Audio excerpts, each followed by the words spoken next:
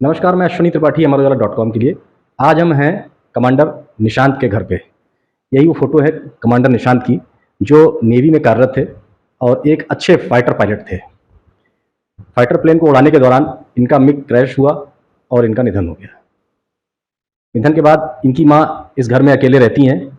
उनके पास कमाई का कोई साधन नहीं है। बच्चे की पेंशन का एक भी पैसा उनको नहीं मिलता है।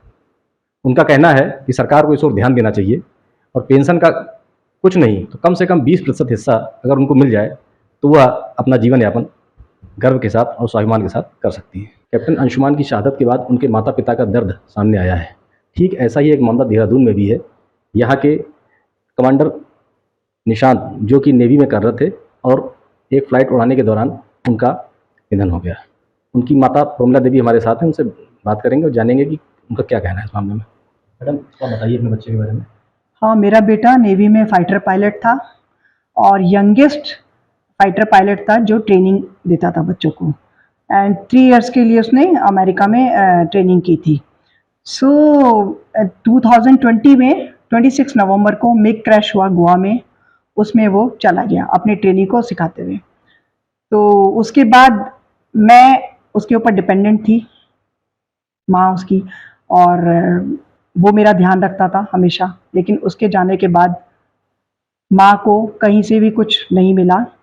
तो उस बात में मैं भी अंशुमन के पेरेंट्स के साथ हूँ, क्योंकि उनका दुख जो है वो मेरा भी 3 साल पहले दुख था। और काफ़ी पेरेंट्स ऐसे हैं जिनका ये दुख है, क्योंकि शादी जब हो जाती है, ये मैं चाहती हूँ कि अपनी गवर्नमेंट के सामने रखूँ ये बात कि जब शादी हो जाती है 30 साल की बच्ची को आप सारा पैसा दे देते हैं, एंड जिसका भी पूरी लाइफ पड़ी है वो शादी करेगी, अपना जीवन बसाएगी, लेकिन जो पेरेंट्स जिन्होंने उसको भेजा अपने बच्चे को डिफेंस में, उन माँ बाप को आप एकदम साइड कर देते हो। उनकी ओल्ड एज होती है, उन्हें आप ना कुछ मेडिकल फैसिलिटी देते हो, ना कोई पेंशन देते हो।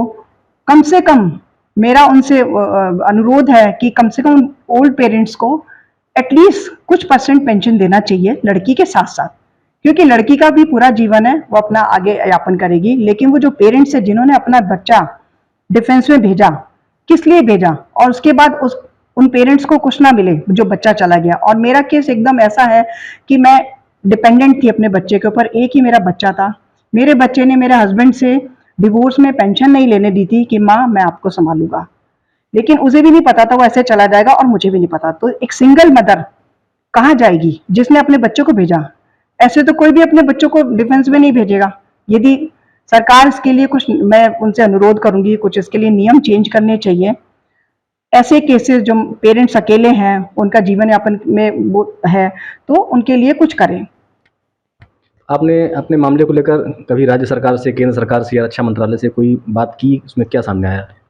हाँ जी, मैंने काफ़ी कोशिश की, दिल्ली भी गई, राजनाथ जी से मिली, उन्होंने भी शायद कोशिश की, डिफेंस से बात की। अब वो लोग अपने रूल्स में बंधे होते हैं, लेकिन मैं चाहती हूँ कि वो रूल्स जब भी बने थे उनको चेंज करना चाहिए, और या फिर सिचुएशन के हिसाब से देखना चाहिए कि कौन पेरेंट्स कितने नीडी हैं। ये नहीं कि 30 साल के एक बच्चे को आप इतना पैसा दे दो कि वो उसका गलत यूज करे। एंड जो ओल्ड पेरेंट्स हैं जिन्होंने अपना बच्चा भेजा था, उनको तुम दरकिनार कर दो, ये गलत है। तो अभी आप कैसे जीवन यापन करती हैं? आपके सामने क्या चुनौतियाँ आती हैं? मेरे पास एक घर है जिसको मैं बेचना भी चाहती हूँ कि मेरे पास कुछ पैसा आ जाए, और मैं ऐसी सोसाइटी में रहती हूँ जहाँ मेरा लोग बहुत ध्यान रखते हैं, मेरा राशन वगैरह का खर्च नहीं होता। लेकिन एक मुझे ये शिकायत है कि जो मेरा बच्चा फाइटर पायलट था, जिस डिग्निटी से मैं जीती थी, एटलीस्ट उस डिग्निटी से जीने के लिए सरकार को सोचना चाहिए। ऐसे नहीं कि मैं एकदम अब जमीन पर आ जाऊं, क्योंकि हमारी भी आदतें वैसी हो जाती हैं।